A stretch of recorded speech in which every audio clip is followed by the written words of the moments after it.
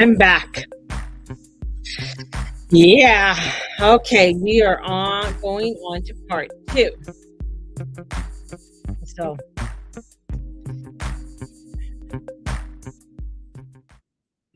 so in our last one, just to recap, the question was when speaking about not everyone goes to a good place, is that referring to hell as the Bible tells it, or something different? We were just discussing that in the last one and filled in a few other things as well. One of the other things, or a question that I've gotten quite often is, do they all speak English? And I'm going to say, I don't know if they all speak English, but I have found that the dialogue, it doesn't matter if the person was Italian. Sometimes I get a thick accent, right? But it doesn't matter if it's in a different language or if they spoke a different language. The information I receive um, is in the language I speak. And that could be that, it is the impression or the frequencies that I'm receiving from them to the impressions and the information. So really get, yeah, it's in information. Now, I've heard others say the same thing too, where it's kinda like, a universal language of whoever they talk to, they can bring forth the information and allow for the information to come through. So I think that's really cool um, to take note of, because it doesn't matter, well, if you think about it, it's just, Jesus didn't speak English. Muhammad didn't speak English, but people speak English to him, or if they're praying, of course. So, and different angels, or even saints, or different deities and different gods and goddesses. I mean, they all didn't speak English. I mean, if you look into some of the old gods and that, or the Celtic gods, it wasn't that they didn't really speak English. They spoke a different dialect of to the Irish Gaelic form that they speak today. So it's quite interesting. Um, and I find that's actually quite a good question, because sometimes you don't even think about it, and you receive the information that you receive to pass it on to the person that needs to hear it. So let's continue on with our questions. What's my opinion on the higher self? What is it and how does it work? Ooh, what is my opinion of the higher self? My opinion, well, everything here is my opinion, so just an FYI, it's all my opinion. Um, what I sense the higher self is the part of you that is stepping above ego. That's how I see it. It is that stepping above ego and stepping into the alignment of the soul, allowing the soul to lead, because that's what should be done, is that the soul needs to lead and the ego following. It is one where, because we live in a three-dimensional world, it is a constant struggle to obtain that part of our higher self and to work with it. And I don't think we could stay in that state of illumination. I don't think the frequencies of this world um, would would hold us for very long. I think there's very few people who've actually have been in those elated states um, of the higher self and staying in that higher and above their ego. And there's been very few people that I believe have done that. Um, and what is it and how does it work? And how does it work? It's kind of like, I don't how to answer that. How does it work? Practice. Like a lot of other, it's practice. Um, it is one of coming into the heart center and being, and everything that you do is that you work from the heart. You work from that heart center. And if you're working from that heart center, that means you're working from that love center. You're working from that space that is transcends all space, time, and dimension. You're working with that frequency that is love. I mean, if you think of what is it, the Buddhist state, getting into the la la la la la. I can't say the word right now, but anyways, getting into that higher state of the Buddha state is, you're getting into that essence, which is above the ego. Um, you get it through meditation. You get it through, and it's not just meditating once. It is something that is a soul practice. It is part of that soul practice. Coming in and doing a mantra. Now, as you say that, just let me grab another book here. Um, there's a book that was given to me over the weekend, by a gentleman who just happened to sit down and wanted a reading and stuff. He was like in his 70s. But he asked for a reading, which is fine. And so, and then we started to chat, and it was funny. His birthday was the same day as mine, but not the same year. He gave me the book, Two Buddhas Seated Side by Side. And this book. Now, it talks about the Buddha, and it talks about working with the energies of the Buddha. And there is like different mantras you can do to come into that state of nirvana, or come into that state that is the Buddha state, or the Christ consciousness. And it is a state of peace. It is a state of surrender, but surrender to, yeah, this is the way it is, but a surrender of coming into that peace. And um the mantra that he gave me to start to look at is Nam my whole Rajin Kayo, which is to devote oneself. My whole is the power of revitalization, and mystic. Ha ho means law, the mystic law. And the lotus flower, the regine, is the lotus flower, which seeds and blooms at the same time. And Kayo is the sutra, or the teaching. So coming into the place of devotion of oneself, so that you can come into the alignment with the divineness, and with that of the truth of who you are. That's part of the of that state. And I haven't started to do this, but I'm in the midst of one of my studies right now that I'm working on and going through. But coming into that peace, just having that peace, you could have chaos and craziness and everything going on around you.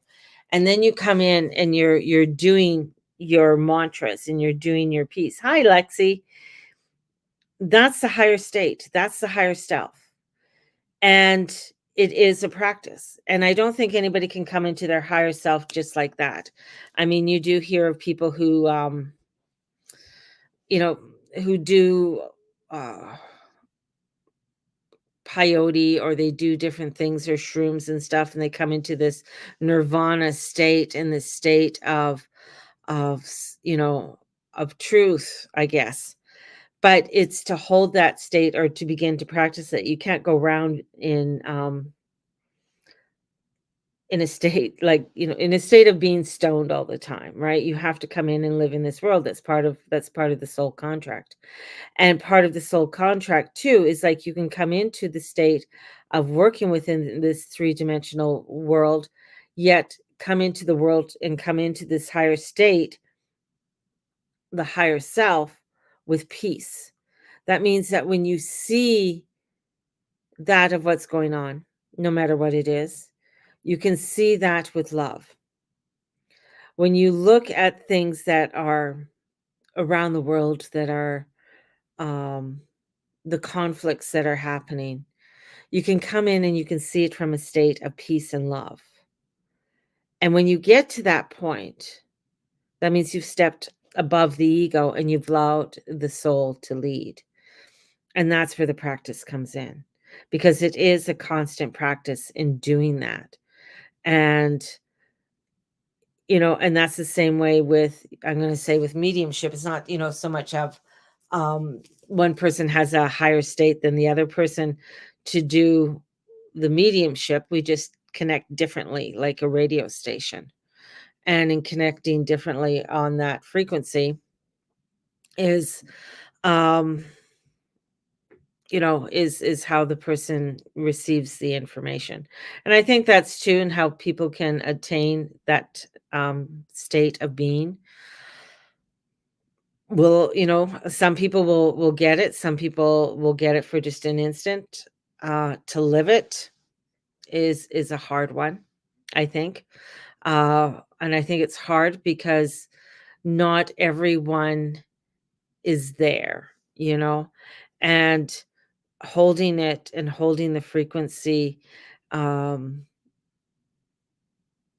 within our bodies is, because we're dense, you'd have to be in that in truly enlightened state to hold that vibration at a constant rate. And you got to look at, many of those who held that, um state, um lived a very particular life, and lived in a very particular way in order to obtain it and to hold it. Like even with Buddha, you know, into that state, and where he, um, coming into that understanding, the oneness, right? Of where many who do, like, even I'm just even thinking of some of the nuns and stuff, who received, like, um, Saint Teresa of Avila and Saint Hildegard. These women who received this energy, this information, and coming into these higher states of being. I mean, they lived in a cloister, right? So they did not get into the obstructions of the world. And that's one of the things, is that when you get into those states of higher states of being, is then all of this doesn't matter anymore. Like, you come into a place where it you're not worried about what kind of car you drive, you're not worried about the clothes that you wear, you're not worried that if you get your nails done or don't get your nails done. Um, because you're coming into a place that is bringing you above it, I guess, into that higher state of being. You're getting into that state of, you know, accepting the world the way it is, but you're accepting it with love, not in accepting it in turning it away kind of thing, but you're coming into it in a place of love. And that's, when you're coming into those higher states. So, and obtaining it, it is, to obtain it is through practice. And this is where, because you get so many distractions in your life, because you have so many things going on in your life, you have to get to work at 9, you have to do this, you have to do that, you have kids, you have to get dinner on, you have to do the blah blah blah, the list goes on, right?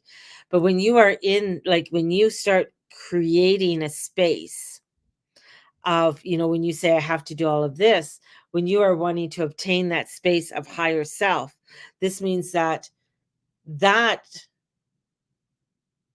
becomes an importance, because then that is what you are beginning to bring into your life.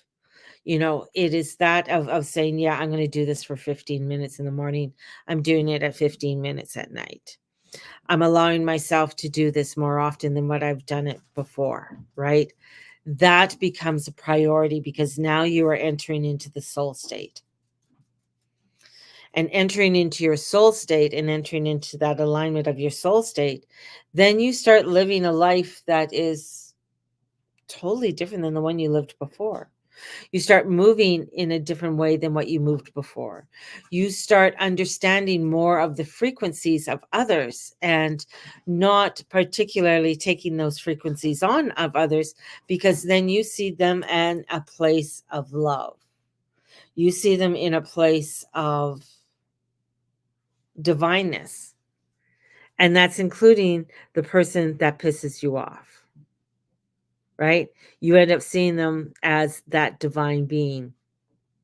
And when you start seeing them in that essence of a divine being, I'm going to bring in the energies of that of Jesus, because he's a very good prime example of seeing people as their divineness. He did not see them in the way others would see them, as a prostitute, as a tax collector, as a beggar, as a leopard, as, he saw them as the pure divine being. And in seeing someone in that divineness, no matter who they are, that means that when you drive by a homeless person in a tent on the side of the road, you don't see them as a homeless person on the side of the road taking up space. You see them as this divineness, and you see them as pure love. You know, when doing that, then you're getting to a higher state of self. When you're doing that and getting into that higher state of self, you are now starting to live a different way, a different being, and doing that without judgment. That's the other thing. Now, you see people with a higher state of being. I'm a higher state of being, and they're still fucking judging everybody for who they are and what they say. That's humanness. That's when you know when somebody's come, okay, because we still live in a three-dimensional world. We still have that humanness. We still see, because even though that Jesus walked the earth, he still got pissed off, right? Yeah, I mean, we don't know everything, but we do know some of the things that, yeah, he got pissed off at people. He got angry, he got mad, frustrated. And I feel like he probably got drunk at the Last Supper because he knew he was going to get crucified, and everybody knew their best friend was going to die. That's just my opinion, though. I mean, they did drink a lot of wine. Some of the wine's just wasn't as strong as what our wine is today. But anyways, the side note. But that's stepping into that higher self. Having that part, and once we start doing it, right? Then we can tap into it. When we start practicing it on a daily basis, then we can tap into it. But you're going to have somebody who's going to throw you off. Like, this is my husband's favorite saying to me. Well, you practice all of this and you should be better, no better than that. No, because I'm a human, right? I'm a human. And if you look at a lot of those ones too, like Saint Teresa of Avila and Hildegard and other saints that have walked the earth, they did some fucked up shit, right? They did some really fucked up shit and stuff, and had fallen and gotten up, and fallen and gotten up. Yeah, the Christ consciousness. It is a tapping into it. And understanding it, that the Christ consciousness is above that of Jesus. The Christ consciousness is a divine frequency of allowing ourselves to tap into it. People will call it the fifth dimension, the sixth. I think it's higher than the fifth dimension. It's far beyond the fourth dimension. You don't want to stay in the fourth dimension, because the fourth dimension frequency really fucks you over. It's kind of like it just gets you to really it can, the fourth frequency I find messy. Oh, we're going to the fourth frequency. I don't want to go to the fourth frequency. I want to go beyond that. The fifth frequency is kind of like opening the gateway, opening that doorway. And as we open that doorway and open that understanding, there is a responsibility then now you have to that you take on. There's a responsibility of now that you've taken on, that you are now having to shine that light. And that's where people can get messed up, because they get scared, they get overwhelmed, they get burnt out. They feel like they can't do it, you know? And their ego comes in their way because they get over um either overstimulated or overanalyzing, and in realization that we're all connected. Yeah. And that's the whole thing. It's like it's a weird one, a higher state of consciousness, because I can understand it, but and I'm going to come back bringing in my sign, because bringing in the astrology and understanding my astrology and understanding of what um I have come in to work on, that for me at times it's very difficult in holding that frequency, because there's a dual side to that. It's like there's a dual side to that, and the dual side of that is understanding that of the demonic, and knowing that of the demonic side and the darkness of the side, that within there, within that evil, within that horrificness, there's light. And that's where the fuck up can happen, because that's where people can get very over and get to a point where it's like, no, no, that can't be there can't be light there. There can't be light there. So in understanding that, even in the darkness, and you could take a horrific person, let's take Hitler, because he's not that, you know, that there was light inside of him. It's like, what? Huh? Huh? Huh? You could take the people who are in charge right now and take them. You might not like, Pretty Boy, but you got to also look that there's light inside. There's a light. There is light in there, and it's just like, how could there be light when you see narcissistic person, right? And that's bringing that in, and that's part of that higher state. And part of the higher state, and part of it is learning to walk the walk and do the talk. That's part of the practice. That's going back to when I say, when people have come back in, that we're allowed out of hell to come back to work on their soul part, is that they are coming in to really learn to walk the walk. They're coming back in to really, come back into their soul part. And there are, when you do, for those who do soul retrievals, not everybody gets their soul, part of their soul back, and some people, like, it's like, no, you're not getting that. They are not getting that part of their soul back. And they have to learn how to work with the truthness and the light, and trust in the truth and the light, in order for them to become the whole, and then it grows, right? um and that could be because part of that soul that has been left behind is, they could have been a very bad magician, right? And did some, sorcery, and did some really horrific things on people. You did my birth chart. My ex-husband and friends gifted I gifted her. It opened up so much for me. Thank you. I only learned a few days ago that about Vedic astrology, and have checked out my chart briefly. The houses are different. Yeah, the Vedic astrology don't take in Uranus and Uranus, Pluto, and Neptune. So their astrology is different. Ours is on Western astrology, and has to do with um uh the Tropic of Cancer and the Tropic of Capricorn and the seasons. So that's how Western astrology is based upon, and how, with the sun and the seasons. So that is how it is. So yeah, your housing would be totally different in Vedic astrology. So I'm not I'm not even going to say I know Vedic astrology. I haven't looked into Vedic astrology. I've been more, um into my Western astrology, and I do prediction astrology, which I love, because that's just my little thing. Seems they involve a bunch of other planets I've never heard of. No, they use asteroids. They'll use asteroids and dwarf planets. That's what they do. But they have to be within our solar system.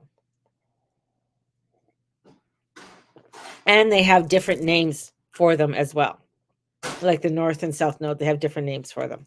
So that's the other part too. So there's many different Vedic astrologers out there, just like there's many different Western astrologers as well. So, and a lot of people find Vedic astrology, they like it because it's sometimes more in alignment for them, and then they find it easier to read and to work at.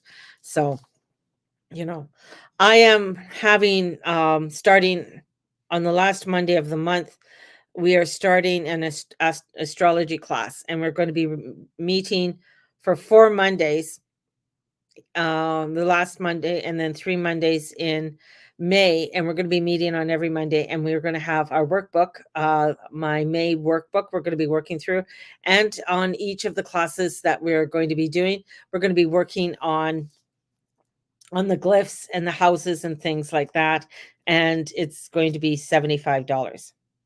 So that's $75 for that class, and it's going to be 4, and we're going to be working with the month of May workbook. So and doing that. So it's going to be just starting off at the basis. And then I do have on the 20th, I have a meditation that I'm doing, and the meditation is by donation, and that's a Saturday on the 20th of the evening, and I'm doing a meditation that evening. So it is a meditation manifestation, meditation with Jupiter in Taurus. So I'm doing that as well. So yeah. Okay, next question. I missed your opinion on this eclipse. The eclipse was powerful. The eclipse was beautiful. The eclipse being it was where at 19 degrees in Aries, it's where the sun was exalted. It was, a place where you can actually bring forth the transformation and changes that you wanted to bring in. It was any eclipse, especially that powerful, a total eclipse is an omen. And you did have a comet that comes in, and the comet split its tail. So what that means, that's a bad omen. So we know that with that and being in Aries, that there are going to be things that are going to be happening within our world that is going to get us to change. And this is where the changes that have to happen within the world. And that's part of working in this world. Okay, we're going back to everything that's happening in this world. To work in this world, you have to understand there's going to be war. There's going to be death. There's going to be starvation. There's going to be all of these horrific things that are in this world. And we have to understand on working with them, right? We have to understand that, yeah, we're moving to a higher dimension. We're moving into a change and everything else. Yet this eclipse is starting off a new vibration, a new energetic change to come forth. Now, the eclipse vibration is for 6 months. So this change comes in within 6 months, and then we have more eclipses at the end of the year. And those are powerful eclipses too. And the eclipses follow the nodes. The nodes are pay respect to the sun and the moon, right? And working with those nodes and understanding where those nodes do. The nodes move clockwise, where the planets move counterclockwise. So, yeah. I just think of my house clockwise. Yeah, okay. And understanding the energies of where the nodes are, and the energy where the north node is the mouth of the dragon. So we're going, what are you consuming? What are you bringing in? The tail of the dragon is in, this time it's in Libra. And what's coming out of the tail? What shit, because whatever goes in has to come out, kind of thing. So where are we going towards? And this eclipse is having us to really look at that. And especially with Aries. Aries is the ruler of war. It's the ruler of springtime, renewal, newness. We also have Mercury retrograde at the same time of all of this. We also have Chiron in there as well. So there's a lot of lessons for this eclipse that are in learning that we have to learn. Along with that, and the energetic changes is that people are going to be feeling tired, exhausted, um, at the same time feeling excited and um, moving. And yes, we're in the year of the wood dragon. So, I mean, which is a very good positive energy for some. I mean, dragons do eat things, uh, as well. But it is a time of change, transformation, and movement. And that's what this eclipse was. And we are still working through it. And we're still moving through this eclipse. And then we're working into a full moon that's going to be coming up in Scorpio. So, and having that full moon in Scorpio. So, with the sun in Taurus and the moon in Scorpio. And that's another transformation and change, because having to go through that full moon in Scorpio after a full eclipse is where you really need to be grounded, be focused on the direction of where you want to go and what that looks like, right? So that's another huge one that's coming forth. So question number 3 that we have here.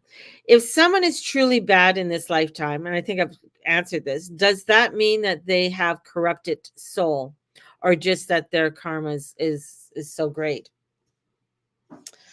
Um we all come in here with contracts. We all come in here with what we are here to do.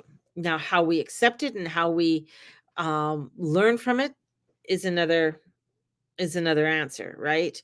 It's like a woman gets raped and she has a choice, on how is she going to overcome this. And being such a horrific violation of her rights, violation of who she is, her body, the whole bit. Now she could go into being the victim and go into drugs and alcohol and go down that road, which could be very easily. And sometimes many people will say, well, I don't blame her. It was horrific and it was a bad thing that happened. Or she can come through it with the learning and understanding and the forgiveness of that person and hold them accountable to what they did and stand in a power. And that's breaking a lot of karma and a lot of if you want to call karma, call it karma or call it bad or what have you. In that, some come in and they just don't want to learn. I it must have been a book I was reading, and a couple, she went to the ashram, and as she went to the ashram, there was the person, the leader of their ashram, came in. Their guru came in, and the guru was sitting there and blessing everybody and blessing baskets and everything else. And this one mother and son came up and asked for their ties to be broken, their karmic ties to be broken, and that, and he said no, and he pushed them aside, and everybody was in shock. And he did that to a few people, and they said, and he was and people asked him why, right? Why are you doing this? Like, I mean, aren't you supposed to be forgiving and loving for all? And he said, I am. I am, but they still have to learn. They haven't learned. They've come in with some karma that they have to learn from, and they're not learning from it. They're looking for an easy road. They're looking for an easy out. Welcome to our society. We're looking for an easy route. We're looking for an easy way to get out of things so we don't have to deal with whatever's going on in our life. We want to, get stoned out on Netflix, or, so that we don't deal with whatever doing the dishes or whatever it is. And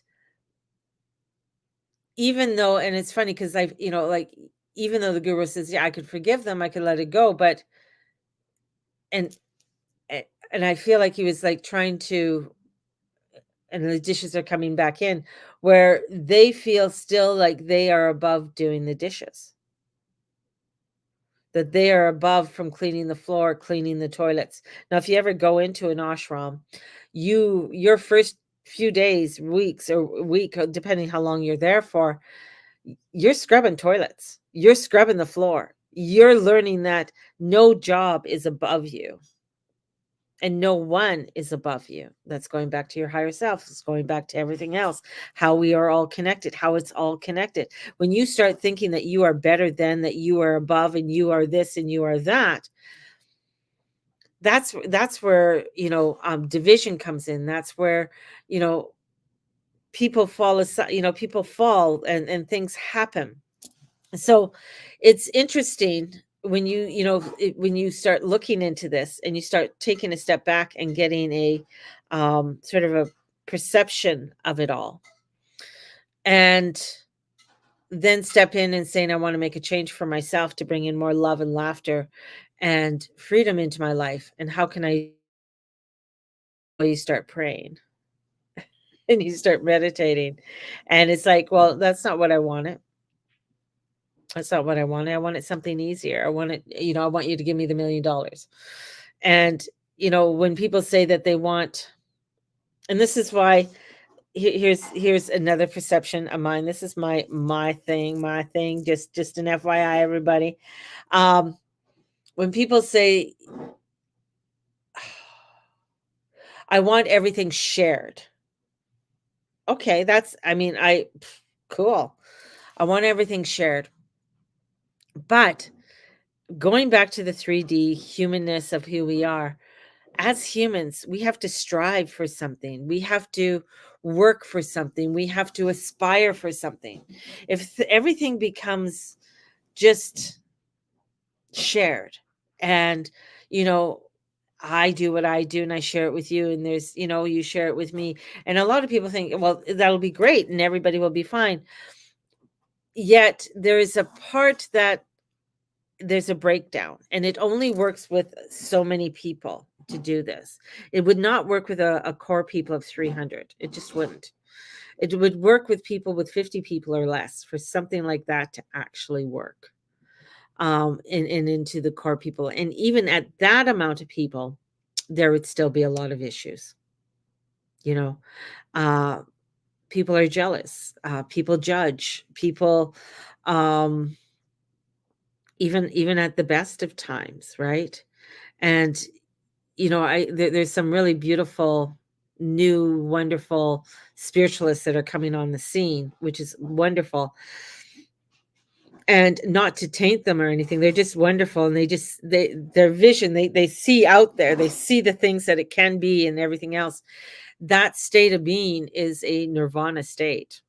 And to get to that nirvana state, that means you have to get into the higher self and work with the higher self and work with that frequency and come into a place of non-judgment and non-judgment of others, and see goodness in everything and everyone, no matter what. And understand that some people, even though that you see that goodness inside of them, they still have to learn. They still have to have a responsibility of learning what it is to hold that frequency. They just don't get it. They just don't get the frequency. You have to work for the frequency. You have to work at it, because that's what brings it into a practice. It's just not given to you. You just don't get a magic wand and it's topped on the top of your head and you're like, poof, I'm enlightened. No, it doesn't work that way. You have to work at it. There's a working at it, and sometimes working at it is not easy. That's where you get challenges in your life. That's where you get things happening in your life that you're like, holy shit, how could this happen to me? And blah, blah, blah. I'm a good person. Doesn't matter. If you read, I've been doing my Bible study, but reading the book of Job is hilarious. This guy's a good guy. He gets shit upon all the time. And you see all the shit that he has to go through, right? And you're just like, what the fuck? You're supposed to be a chosen one of God. Why doesn't he just pick you up and make things better for you? But that's not the walk. That's not the walk. I get, not to compare myself to Job, but I get the same thing where people are like, well, you should have more followers. You should be busier than what you are. It's the walk that I'm on. It's what I do. It's whoever comes to me that I touch or that I talk to is who I talk to and who I touch. It's where, sometimes well, some of my past life I do know about, uh, you know, not every past life was a good one, that you were a good person. Not everybody in a past life was Cleopatra. Sorry, not. Some past lives you were an asshole, just like people are an asshole in this lifetime, right? Because that was what you chose, and whatever you had to learn, and maybe you didn't learn it, right? So a lot of times when people go back to past life, wanting to have their past lives done, it's like, okay, we could do that, but not all of it's, depending which ones come in, not all of them are great. And it's not for you to go back to your past life. You've already lived that. It's, maybe getting the understanding of those past lives and understanding of that, but it's not for you to continually going back to them and try to relive it. You already did it. You already did it, you know? And it's about you going forward in a new way, right? Um and that's, wish I knew what my past life has. Well, Jen, you can book in and we could do a past life regression. Definitely do that. But it's understanding, in understanding it, like one of my past lives and the very first one I ever did, um, and I went back to Germany, and I was a man in Germany, and I was a herbalist in Germany, and I lived in it was called Domburg, Germany, and I ended up, being convicted, but I guess I had money that they wouldn't kill me, but I couldn't do what I was doing before because I was, um,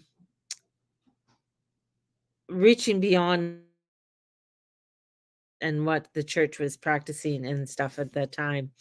And so I was, basically banished from the rest of the community and having to live, on my own, with, and I think I had my daughter or something that was with me, who helped to take care of me, and that was it.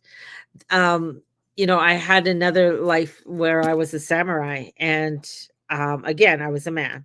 But as being a samurai, and living at this hilltop, I lived on a hilltop in this village and somewhere in Japan, and, um, I was quite well known and well respected. I had my mother living with me. I could, and my family, and my wife didn't want me to go to war. She didn't she asked me to stay. She asked me to stay, but I couldn't stay because it was honor or something, and my best friend cut my head off to take, so he could come back and take everything that I had. They were so jealous of me. They're so jealous of my wife, and they're so jealous of my family and my mother and everything, that he killed me in the battle, so nobody would know because it's a battle, right? Nobody would, um, think anything of it, and took everything. And that's funny because I had a friend who I thought was a friend, was so jealous of me, she took everything from me. Took everything from me, and literally took everything from me, financially and stuff. That was quite interesting with that. But understanding that, that gave me an understanding of what the things I was going through at that time. Not to go back and live them or not, but it gave me an understanding. There's been a few other ones that I've done. Of course, I've been a witch many times, and you know, in working in Ireland and stuff, and being a witch, and working with the fairy and the fairy gods. Um, and stuff. So it's just, you have these different, different lifetimes to other lifetimes where I was American and I traveled around, just traveled around, and I was a musician, and my daughter was in that one too, and she played the fiddle, and she learned how to play the fiddle for a while, the violin, when she was younger. And we traveled around and we played at saloons and stuff, and I hustled people. So different ones that come in, of different things that you did, um, are quite interesting and stuff. So, past lives are interesting, but to understand that, to receive the information that you need to work into this lifetime and what this lifetime needs, to do, and taking what you need to do within this lifetime, you know, and that's sometimes a hard one. because we all want something. Sometimes we all want something different. So there you go. So those were the questions that I had sent to me. I had, so there you go, 45 minutes.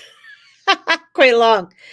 I can come back again tomorrow and we can do some more questions so people can send me some questions and I can ask them tomorrow as well. Tapping into your intuition, tapping into those who've passed away is something that you can do. You can work with crystals. There's different, that's probably what I'm going to do tomorrow. I'll bring in and work with some crystals on opening up your third eye and helping to work with the crystals and working with your third eye, and which is very helpful as well. We have so many great tools. We have some great tools that we can utilize that are here for us to work with, from working with different essential oils and candles and crystals and all different things that can help us to open up so that we are able to receive the information even better and clearer, if it's not for helping others, but just for taking the steps to help ourselves. So there you go. Yeah. So much. Let's pull a herb. We're going to do a herb. What herb? Ooh, peppermint. Peppermint. Folk name, brandy mint or lemonint. It's masculine, it's ruled by Mercury, and it's a fire. Its deity is Pluto. This one has a deity. Not all of them have deities, but this one has a deity, which is Pluto. Purification, sleep, love, healing, psychic powers. Peppermint has long been used to healing the purification spell and purification spell. Its presence raises the vibration of an area. Smelled, it compels one towards sleep. Placed beneath the pillow, it sometimes offers one glimpse of the future in dreams. It is rubbed against furniture, walls, and floorboards to cleanse them of evil and negativity. Pliny stated that peppermint excites love, and so can be added to this type of mixture. So peppermint. So grow some peppermint. Peppermint's great for you too. It's great for the digestion and everything else. So peppermint's a really nice one. So peppermint, that's our herb for today, is peppermint. And we'll pull one card. So if you're wanting to do the meditation, it's on the 20th. If you are wanting to join me on, I think it's the 29th, I think it's the last Monday of the month, you can join me there, and we are starting the astrology workshop and doing that.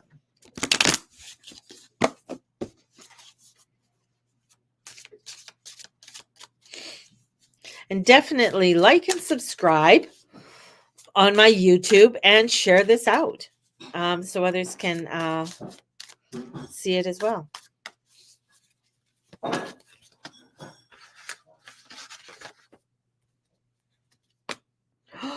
The sun. What a beautiful one. We got the sunshine. So step into the sun, step into the glory, step into the heart, allow yourself to move forward. The sun is here. It is glory. It's great. It's a good day, right? And enjoy and come into that empowerment. Do some sun gazing. Sun gazing is when you just take a moment and just allow yourself, you lift your head up and you look at the sun and allow it to come down upon you and beat upon you and fill you with energy. So do some sun gazing today and embrace the sun. There you guys go. Have a great one. May the Lord and Lady watch over and bless each and every one of you. Love the questions. Love it. Love it. Love it. Thank you so much for being a part of my community. And definitely like and subscribe. Do all of that and push the notification button. And we will talk to you all tomorrow. Bye-bye, everyone.